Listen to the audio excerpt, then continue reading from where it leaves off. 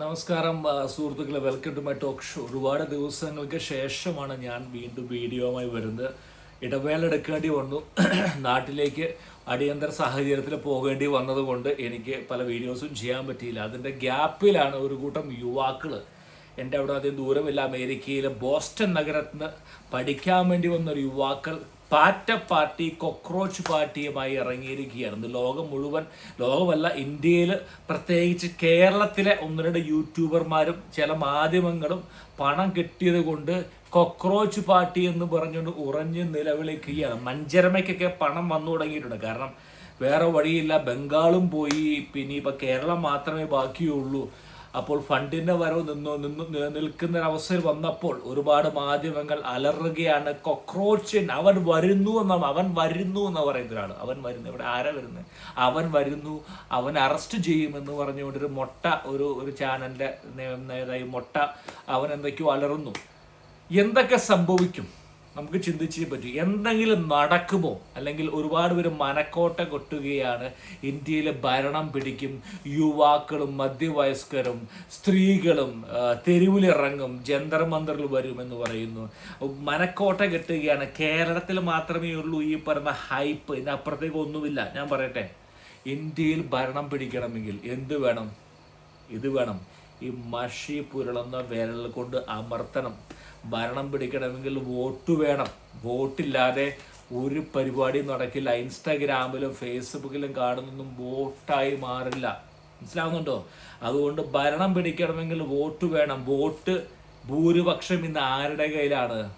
BJPയുടെ കയ്യിലാണ് ഇരിക്കുന്നത്. മനസ്സിലാവും? ഞാനൊരു സംഘിയോ അല്ലെങ്കിൽ BJPക്കാരോ ഒന്നുമല്ല. പക്ഷേ രാജ്യത്തിന് ഇന്ന് നയിക്കാൻ ഏറ്റവും യോഗ്യൻ ശ്രീമാൻ നരേന്ദ്രമോദി തന്നെയാണ്. കുറെ കുറവുകളൊക്കെ ഉണ്ടായിരിക്കാം. ചില അച്ഛാദിൻ അദ്ദേഹം പറഞ്ഞ പല കാര്യം നടപ്പിലാക്കാൻ പറ്റിക്കാടുമില്ലായിരിക്കും. എന്നാൽ പോലും മൊത്തത്തിൽ വലിയ പ്രശ്നങ്ങളൊന്നുമില്ല.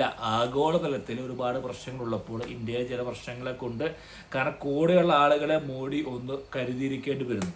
ഈ പ്രശ്നത്തിലേക്ക് വരാം. യുവാക്കളുടെ ശ്രമം എന്ന് പറയുന്നത് അമേരിക്കയിൽ പഠിക്കാൻ വേണ്ടി വന്നു. ഇനിയിപ്പോൾ ഇവിടെ നിൽക്കാൻ സാധ്യത വളരെ കുറവാണ്. സ്റ്റുഡൻറ്റ് വിസയിൽ വരുന്ന യുവാക്കൾക്ക് അല്ലെങ്കിൽ യുവതികൾക്ക് അമേരിക്കയിൽ നിൽക്കാനുള്ള സാധ്യത കുറവാണ്. കാരണം വിസ എക്സ്റ്റൻഷൻ കിട്ടില്ല. അപ്പോൾ ഒരു പരിപാടി ആയിക്കോട്ടെ, 10 രൂപ കിട്ടുമെങ്കിൽ കിട്ടിക്കോട്ടെ എന്നുള്ള ആഹ്വാനം മാത്രമാണിത്.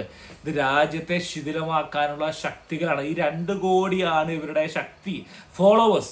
ഈ 2 കോടി പേരും കൊക്രോച്ച് പാർട്ടിയുടെ ഫോളോവേഴ്സ് ഒന്നുമല്ല.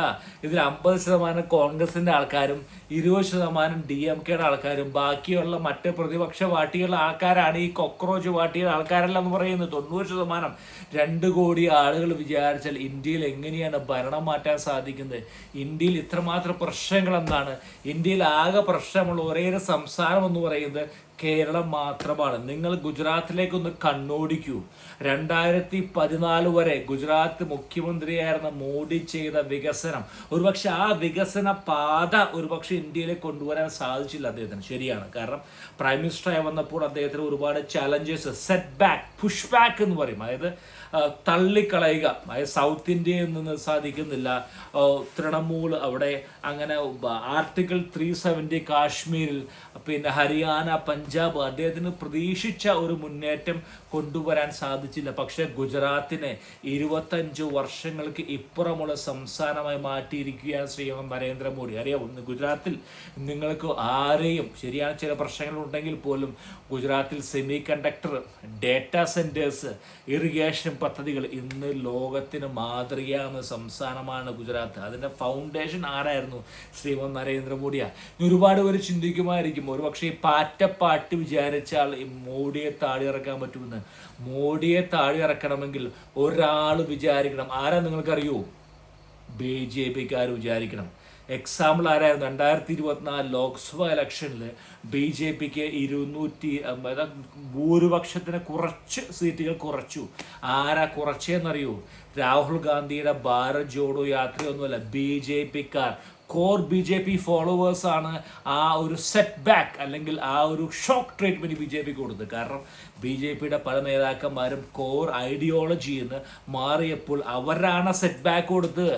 അതിന് പകരം പ്രതിപക്ഷം വിചാരിച്ചു ഞങ്ങളാണ് ഇതിന് വലിയ സംഭവം. നിങ്ങൾക്ക് കോമൺ സെൻസ്, ഞാനൊരു സാധാരണ മനുഷ്യനാണ്, ബി ജെ പി വോട്ടേഴ്സാണ് ബി ജെ പിക്ക് ഒരു പരീക്ഷണം. അതായത് നിങ്ങൾ തെറ്റ് തിരുത്തു എന്ന് പറഞ്ഞുകൊണ്ട് ബി ജെ പിക്ക് ഒരു അവസരം കൊടുത്തു. ഇപ്പം ബി ജെ പി തെറ്റുകൾ തിരുത്തിയപ്പോൾ ഹിമാചൽ പ്രദേശ്, മഹാരാഷ്ട്ര, ബീഹാർ, മറ്റേ ബംഗാൾ എത്രയോ സംസ്ഥാനങ്ങൾ പിടിച്ചടക്കിയിരിക്കുകയാണ്. അതിൻ്റെ ഇടയ്ക്കാണോ ഈ പറയുന്നത് ഏറ്റവും ടോപ്പ് ലെവലിലാണ് നിൽക്കുന്നത് ആര്? ബി ജെ പി നിൽക്കുന്നത്. ഈ അവസരത്തിലാണോ കേരളത്തിലെ ഈ മാധ്യമങ്ങളും യൂട്യൂബേഴ്സും പറയുന്ന പോലെ ഭരണം പിടിക്കാൻ വേണ്ടി പാർട്ടി വരുമെന്ന്? വെറും ശുദ്ധ അസംബന്ധം. ഇനി ഇതും കൂടി ഞാൻ പറയുന്നത് കേൾക്കുക, എൻ്റെ അനാലിസിസ്. എന്തുകൊണ്ടാണ് ലോക്സഭാ ഇലക്ഷനിലെ തോൽവിക്ക് ശേഷം ബി ജെ പി ശക്തമായി തിരിച്ചു വന്ന് ആ 10ഓളം സംസ്ഥാനങ്ങൾ പിടിച്ചടക്കി? കാരണം എന്താണെന്നറിയോ? അവരുടെ ആത്മീയ നേതാവ്, അവരുടെ ബഹുമാന നേതാവായിട്ട് ശ്രീമാൻ നരേന്ദ്രമോദിയെ ലോക്സഭയിലിട്ട് ആര് വലിച്ചു കീറുന്ന ശ്രീമാൻ രാഹുൽ ഗാന്ധി വലിച്ചു കീറുന്നത് കണ്ട് മനം നൊന്താണ് അവർ വോട്ട് ചെയ്ത്. ശരിക്കും പറഞ്ഞാൽ പ്രതിപക്ഷം ചെയ്യേണ്ട കാര്യമെന്ന് പറഞ്ഞാൽ ക്രിയാത്മകമായിട്ട് മോഡിയെ വിമർശിക്കാതെ പദ്ധതികളെ വിമർശിക്കണമായിരുന്നു. മോഡിയെ വിമർശിച്ചപ്പോൾ core B J P voters ഇളകി. അവർ കൂട്ടത്തോടെ വന്ന് വോട്ട് ചെയ്ത് ബി ജെ പിക്ക് 10ഓളം സംസ്ഥാനങ്ങൾ വാങ്ങിച്ചു കൊടുത്തു. ഇത്രയധികം മണ്ടന്മാരാണ് ഈ പറയുന്ന പ്രതിപക്ഷം. അതേപോലത്തെ വേറെ ഒരു കൂട്ടം മണ്ടന്മാരാണ് ഈ പറയുന്ന പാർട്ടി എന്ന് പറയുന്നത്. അതിനെ സപ്പോർട്ട് ചെയ്യാൻ ഒരു കൂട്ടം കേരളത്തിലെ യൂട്യൂബേഴ്സ്. നിങ്ങൾ വെറും സ്വപ്നമാണ് കാണുന്നത്, ദിവാസ്വപ്നമാണ് എൻ്റെ പൊന്നു കൂട്ടരെ. ഈ പറയുന്ന എയർപോർട്ടിൽ വന്നിറങ്ങുന്ന ചെറുപ്പക്കാരെ ഇന്ത്യയെ മാറ്റിമറിക്കുന്നു. ഇല്ല, B J P set back. B J പിക്ക് ഒരുപാട് കുഴപ്പമുണ്ട്, ഇല്ല അത് ഞാൻ പറയുന്നില്ല. ഒരുപാട് അവർ ആവശ്യപ്പെട്ട അല്ലെങ്കിൽ അവർ മുന്നോട്ട് വെച്ച് അച്ചാതെ ഒരുപാട് കാര്യങ്ങൾ ചെയ്യാൻ സാധിച്ചില്ല. മേക്ക് ഇൻ ഇന്ത്യ ആയാൽ പോലും, പിന്നെ ഇറിഗേഷൻ പദ്ധതി ആയാൽ പോലും, അഴിമതി കുറയ്ക്കലായാൽ പോലും ഒരുപാട് കാര്യങ്ങൾ മുന്നോട്ട് പോകാൻ സാധിച്ചില്ല എന്നാൽ പോലും ഒരുപാട് ദൂരം മുന്നോട്ട് പോയിട്ടുണ്ട്. അവർക്ക് അനുകൂല സാഹചര്യമുള്ള സംസ്ഥാനം, ഏറ്റവും എക്സാമ്പിൾ എന്ന് പറയുന്നത് യു പി, രണ്ടാമത് ഈ പറയുന്ന ഗുജറാത്ത്. ഈ 2 സംസ്ഥാനങ്ങളും അൺഎംപ്ലോയ്മെൻറ്റ് ഏറ്റവും കുറവ് ലെവലിലാണ്. കേരളത്തിൽ ഇരുന്നു കൊണ്ട് ഒരുപക്ഷെ നിങ്ങൾക്ക് വിമർശിക്കാം, കാരണം കേന്ദ്ര സർക്കാരിനെ. കാരണം എന്തുകൊണ്ടാണ്?